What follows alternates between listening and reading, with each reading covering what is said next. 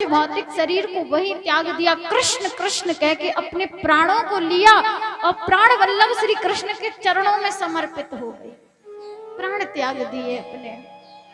तुम्हें शरीर को बंधक बनाना है, बना लीजिए।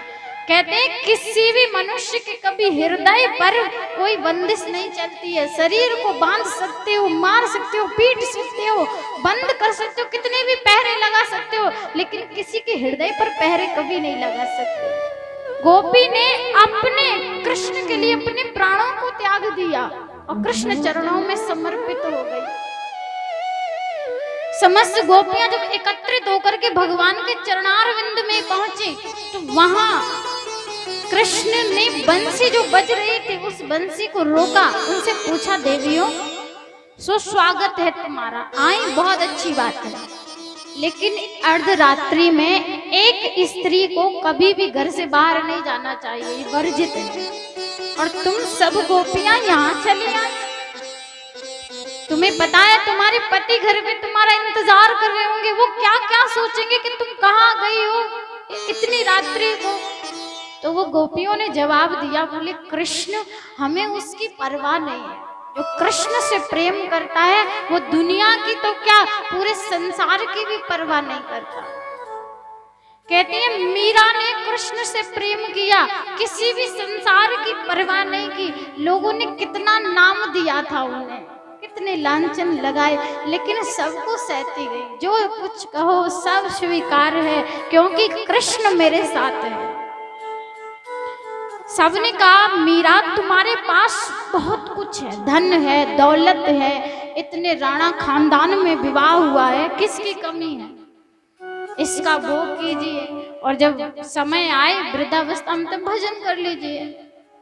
क्या मिलता है राम नाम संकीर्तन करने से। तुम मीरा ने कहा जानते हो मेरा सब धन श्री कृष्ण है, कि पायो जी मैंने राम रतन धन पायो, कि वस्तु अमोलक दी मेरे सतगुरु, कृपा कर अपनायो। पायो जी मैंने राम रतन धन पायो। जानते हो सबसे बड़ा धन है राम नाम का, और मुझे सबसे बड़ा धन मिल गया है कि ऐसे बर को क्या बरे जो जन्मे और मर जाए, बर बरिए गिरधर लाल को जो सुहाग अमर हो जाए। ऐसे बर को क्या बरे जो बार बार जन्म ले, बार बार मृत्यु को प्राप्त हो। पुनरपि जननम पुनरपि मरणम, पुनरपि जननी जठरे शयनम, बार बार जन्म लेना, बार बार मृत्यु को प्राप्त होना। ऐसे पति से अच्छा है एक बार चयन कर लो श्री राधा माधव, श्री माधव का, कृष्ण का, उनका मनन करो, उनका चिंतन करो। इसलिए हमारे पति तो श्री परमेश्वर हैं। ऐसे झूठे पतियों की क्या सेवा करना, अगर करनी है तो सच्चे की कीजिए। कहते ना कि रघुपति राघव राजा राम, पतित पावन सीताराम। जो सबका पति है, परमात्मा है, परमेश्वर है, वो सबका पति है, जगत का पति है। इसलिए कृष्ण हम आपके चरणारविंद में आए हैं, हमें उनसे कोई लेना देना नहीं है, आज है कल ना रहेंगे। इसलिए आप सच्चे पति हैं और आपके चरणों में हम आए हैं।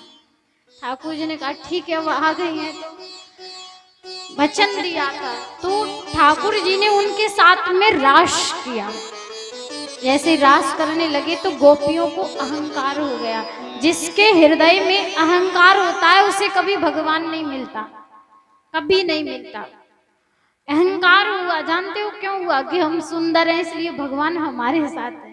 कभी सुंदरता का अभिमान मत करना, आज है कल ढल जाएगी, ये सुंदरता जीवन भर नहीं रहती है। इसलिए इस सुंदरता का अभिमान कभी जीवन में मत करना, क्योंकि भगवान हृदय के प्रेम को देखता है, वो ऊपर की सुंदरता को नहीं देखता है। इसलिए यदि आपको करना है तो हृदय से, क्योंकि राम जी कहते हैं कि निर्मल मन जन सो मोहि पावा, और मोहि कपट छल छिद्र न भावा। इसलिए उन गोपियों को अहंकार हुआ हम सुंदर हैं, इसलिए ठाकुर जी हमारे साथ हैं। ठाकुर जी ने कहा मैं सुंदरता के साथ नहीं होता, छोड़ गोपियों को, राधा रानी को लेके अंतर ध्यान हो गए। अब राधा रानी ने सोचा सबसे ज्यादा सुंदर तो मैं ही हूं, इसलिए देखो मुझे लेकर के आ गए। इनको भी थोड़ा सा मान हो गया, तो ठाकुर जी ने कहा लो राधा रानी तुम्हें भी हो गया, राधा रानी को भी छोड़ दिया और वहां से चल पड़े। कृष्ण अंतर ध्यान हो गए, सब गोपियां रोने लगी।